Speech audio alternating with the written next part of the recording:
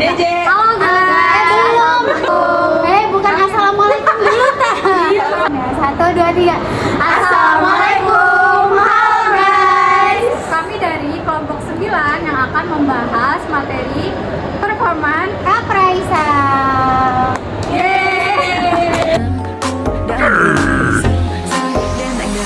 Ai đưa em về đêm nay back home, đường về cũng chẳng có xa, đưa em về qua 3 ngã năm. Dua, tiga.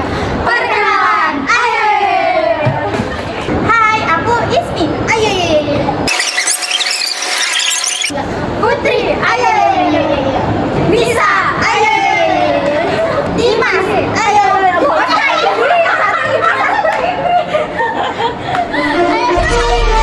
Imas. Ayo. Syafna. Ayo. Talia. Ayo. Oh my gosh, 이래서 아직 붙잡아두고 싶은 꿈 넘고 힘든 삶은 능선에서 때론 Putri, ayo.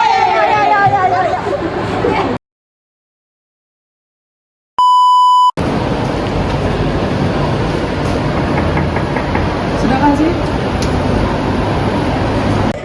Misi buku itu manggil saya ya? Silakan dulu.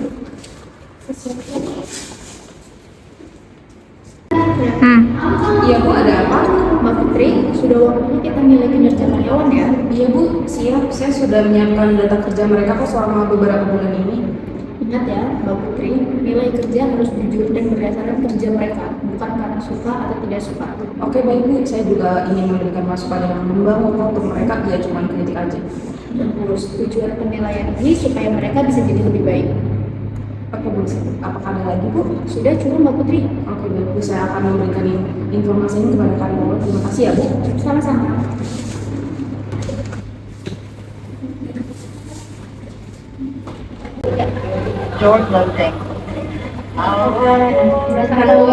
Awal kedua. Iya, kayaknya ada deh. Gimana? Saya kenapa?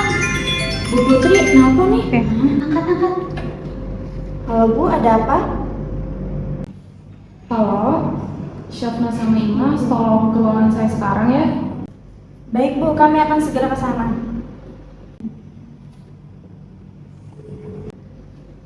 Bu Putri, manggil kita nih ke ruangannya. Nggak tahu ada apa ya kira-kira ya? Jadi deg-degan deh. Sama. Aku juga deg-degan deh. Kenapa? Cepat kamu tuh. Ini sih Bu. Ibu manggil kami berdua ya? Iya, silakan duduk ya.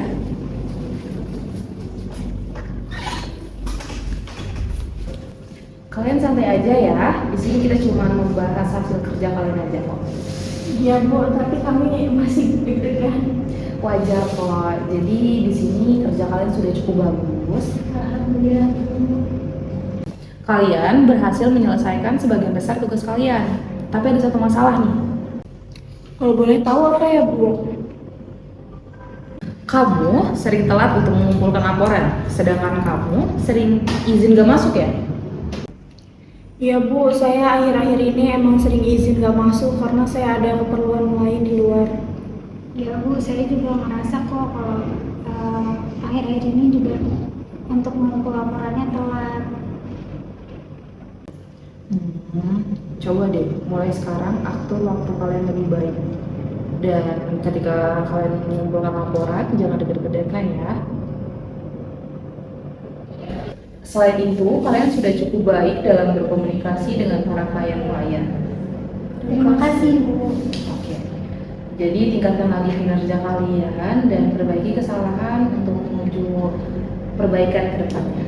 Ya, nanti saya usahakan lebih baik ke depannya. Oke, tolong panggilkan Ismi dan kalian ke ruangan saya ya. Oke, siap Ibu. Bisa kenapa ya dipanggil? Gak tahu apa jalan sampai itu ya. Guys, kalian dipanggil Bu Putri disuruh ke Ruangannya sekarang.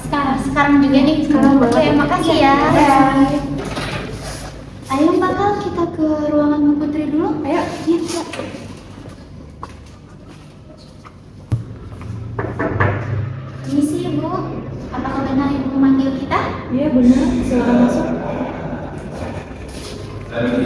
2, 3. Jadi di sini saya akan membicarakan tentang hasil kerja kalian. Sebenarnya hasil kerja kalian udah cukup bagus. Terima kasih Bu. Bahkan sudah melebihi target yang ditentukan. Alhamdulillah Bu. Tapi ada yang perlu kalian perbaiki dulu nih. Oh iya Bu, Kira-kira hal apa ya Bu yang perlu diperbaiki? Jadi kalian berdua itu kurang dalam bekerja sama dengan tim. iya Bu. Padahal kami udah kerja cepat loh. Dan kita juga sudah mengerjakan tugas sesuai dengan deadline-nya loh Bu. Iya, tapi dari informasi yang saya dapatkan, kalian berdua itu selalu menyelesaikan laporan yaitu dengan mengerjakannya sendiri tanpa koordinasi dengan yang lain. Kami pikir yang penting cepat selesai aja Bu dan sesuai dengan deadline-nya. Perlu kalian ketahui ya, di kantor ini kerja sama tim itu sangat penting banget. Bukan cuma cepat, tapi harus kompak. Baik Bu. Kami mengerti sekarang. Kalau kalian bisa kerja sama tim dengan baik, kalian bisa jadi pemimpin nantinya. Serius Bu? Iya, makanya kalian berdua mulai sekarang tolong diperbaiki ya. Baik Bu. Kami kedepannya akan memperbaiki kinerja kami berdua. Oke, mungkin sampai di sini aja. Silakan kembali ke ruangan kalian masing-masing. Baik Bu. Terima kasih. Terima kasih Bu.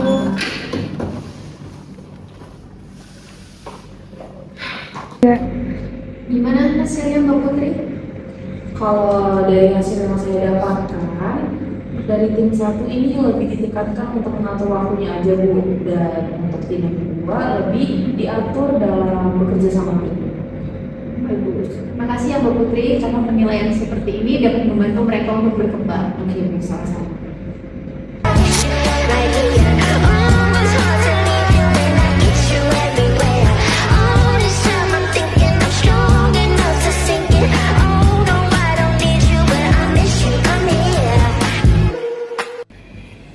Nah guys, cerita tadi adalah gambaran dari performance appraisal. Kalian tahu nggak sih performance appraisal itu apa? Jadi, performance appraisal atau penilaian kinerja adalah salah satu proses penting dalam manajemen sumber daya manusia yang digunakan untuk menilai dan mengevaluasi kinerja karyawan secara sistematis. Nah, tujuan utama dari performance appraisal ini tidak hanya untuk menilai kinerja, tetapi sebagai alat pengembangan karyawan dan organisasi. Jadi, manfaat dari mengukur kinerja secara objektif menjadi keputusan promosi dan pengembangan karir hingga meningkatkan motivasi kerja. Selain itu, proses ini juga mempererat komunikasi antara atasan dan bawahan untuk mencapai tujuan bersama. Jadi, di dalam performance appraisal ini ada 9 aspek.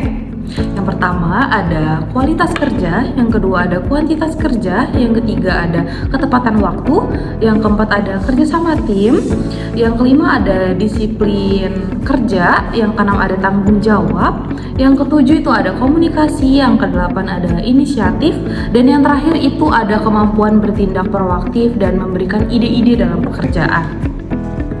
Jadi, fungsi pada performance appraisal itu mencakup berbagai aspek penting di dalamnya. Di antaranya yang pertama itu ada evaluasi kerja, yaitu menilai pencapaian hasil kerja pada karyawan. Lalu yang kedua itu ada pengembangan karyawan. Pengembangan karyawan itu mengidentifikasi potensi dan memberikan kebutuhan pelatihan. Lalu yang ketiga itu ada dasar pengambilan keputusan, yaitu memberikan keputusan terkait promosi, mutasi, dan kompensasi. Lalu yang terakhir itu ada motivasi kerja, yaitu memberikan dorongan kepada karyawan untuk meningkatkan kinerja. Jadi ada nih hambatan dalam penilaian kerja. Nah, penilaian kerja itu sering terhambat oleh subjektivitas dalam menilai. Contohnya tuh kayak tidak ada standar penilaian yang jelas dan terukur. Hal ini tuh membuat hasil penilaian jadi nggak konsisten antar karyawan. Selain itu, keterbatasan kemampuan penilai juga ikut mempengaruhi kualitas penilaian tersebut. Nah, jadi guys, untuk kesimpulannya, performance appraisal ini tidak hanya sekedar penilaian aja, tapi juga menjadi sarana untuk tumbuh bersama. Dengan proses yang jujur, objektif, dan berkelanjutan, kita bisa menciptakan lingkungan yang lebih baik untuk semuanya, terutama untuk karyawan dan organisasi. Jangan takut dinilai, karena dari penilaian itu kita bisa tahu apa yang harus diperbaiki.